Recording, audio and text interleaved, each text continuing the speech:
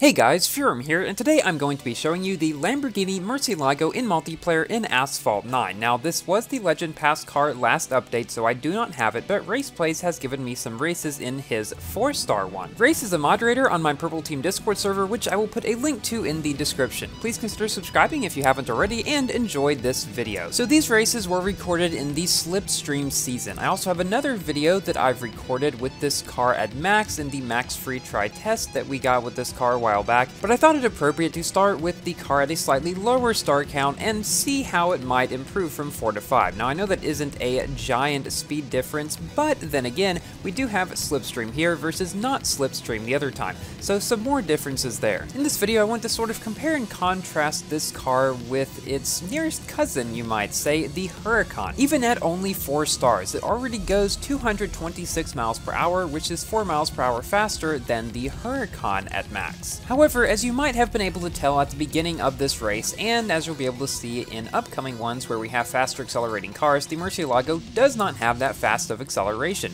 At 4 stars, it's sitting just above 75, which is worse than the Corvette Grand Sports, and frankly worse than pretty much any of the higher end B-Class cars. But in the season where Race tested this car, it's kind of actually a blessing in disguise, because this low acceleration allows you to do some slipstream surfing at the beginning of the races, because you get behind everybody pretty much. That corner was absolutely crazy. Again, because the Huracan has better acceleration, he's able to pull ahead of Race, but Race does come in second. Against an Enzo, against 2 other Huracans, I think that's a pretty good showing. So most of the races in this video were recorded in Gold League, which is where this car should be most competitive, being in B-Class and all, but at the very end of the race is going to be 1 or 2 races in Platinum League, just so you might be able to tell how it could compete there if you so wanted to. A lot of stuff has happened in the short time since my last Asphalt 9 multiplayer video, the main thing being, well, the update coming out, so I'm definitely going to talk about that. Also, we hit a milestone of 40,000 subscribers. It would not have been possible without you guys, and thank you so much for that. In celebration, I uploaded my 9th Asphalt music video called Worldwide. Definitely go check that out if you haven't seen it yet. And I opened a Furum Clips channel, which currently has around 750 subscribers. Let's see if we can get that to 1,000, because I want to continually upload to that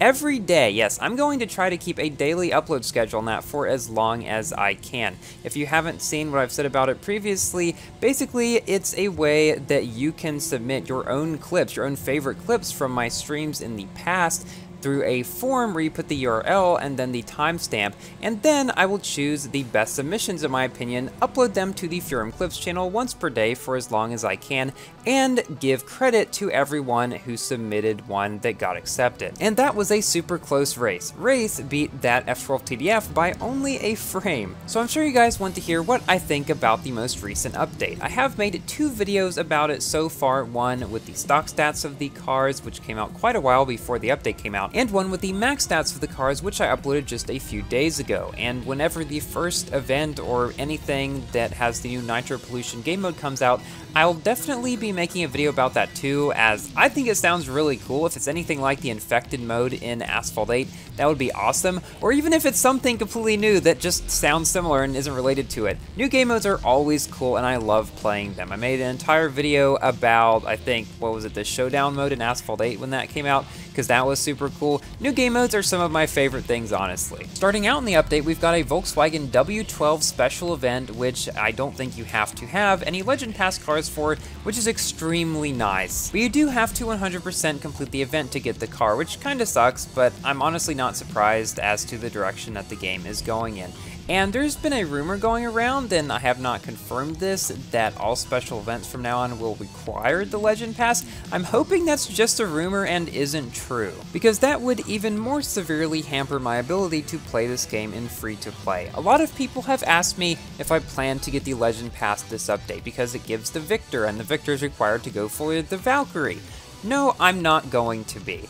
And some of you might be surprised, but probably most of you aren't, because I've stuck to this for the longest time. I passed up the Apollo IE, which it was one of the best new B-Class cars with a purple decal and everything, which some people expected me to break for, but I didn't. I'm not going to do it here. I mean, I'm pretty serious when I say that I do not plan to even think about buying the Legend Pass.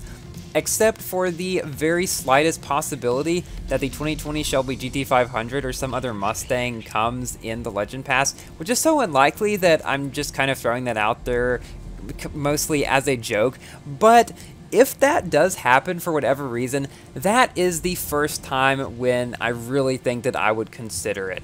If the game really gets so bad that it is literally unplayable without buying the Legend Pass in the update, like say you can't get any cars without spending money in the update, that's also a time when I might think about it. However, that also might just mean I quit the game at that point. So we'll have to see. Hopefully that doesn't happen. I'm not thinking that it will. But with the direction that we're going in, Gameloft is going to have to be careful, I'll just say that. And here, Race pulls off another victory, with surprisingly an SCG directly behind him. You don't see that too often nowadays. And then, of course, there's a Huracan and 4 Corvette Grand Sports. That also was not something that I expected, because in the rest of these races, the Huracans and other cars seem to be becoming more popular as more people get cars that are better than the Corvette and more people realize, hey, the Corvette isn't the best B-Class car for multiplayer anymore.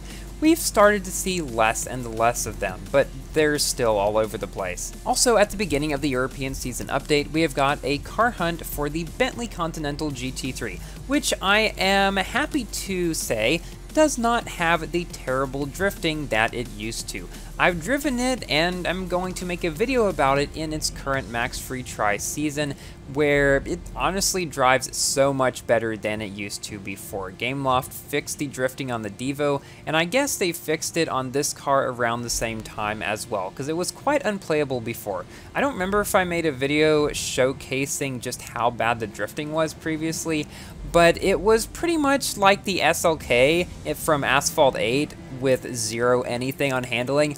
Quite terrible, like it would literally just slide straight into the wall if you tried drifting. It was pretty bad. I think I showed it on a stream or something like that. But now, even though it's not going to be a king because it's just not fast enough, it's going to be pretty decent at least. Here, unfortunately, Race gets passed at the last second, but he still manages to make it to Platinum League, and therefore our last race will be played in Platinum League. So we have an Aventador, or 2 Aventadors here. We've got a Porsche 918 Spyder as well, which is a car that I'm thinking about testing in Forza at some point. In exactly 6.5 hours after this video goes live, I will be testing the Honda Civic Type R in Forza Horizon 4. That's going to be an interesting one, because it's a front-wheel drive car. I made a mistake by saying it was rear-wheel drive in my last video, but Skipper of Purple Team has made a pretty good tune for it, and Ardno suggested me a good one as well, so I think we should be okay. I just think it will take me a little bit more practice to get used to, and it goes 30 miles per hour faster than the version in Asphalt 9. Typically, cars in Asphalt 9 go faster than their Forza counterparts, not so the Civic Type R, so that should be quite fun. And look at that, we're halfway through our final race, which means you know what time it is. Our general review of the car is coming right up. So this car is a pretty high-end B-Class car. I don't think it's going to be the king or anything like that, because it is simply not fast enough for that, but it's going to be extremely high up there, possibly really good on some tracks, especially going to be good in multiplayer because it seems to just handle very well, and I'll be uploading my own max test of this car quite soon. So stay on the lookout for that as Race takes the victory in this final race. Thank you all so much for watching. Please like the video if you've enjoyed, and consider subscribing for more Asphalt and other games content, and I will see you in my next video. Goodbye!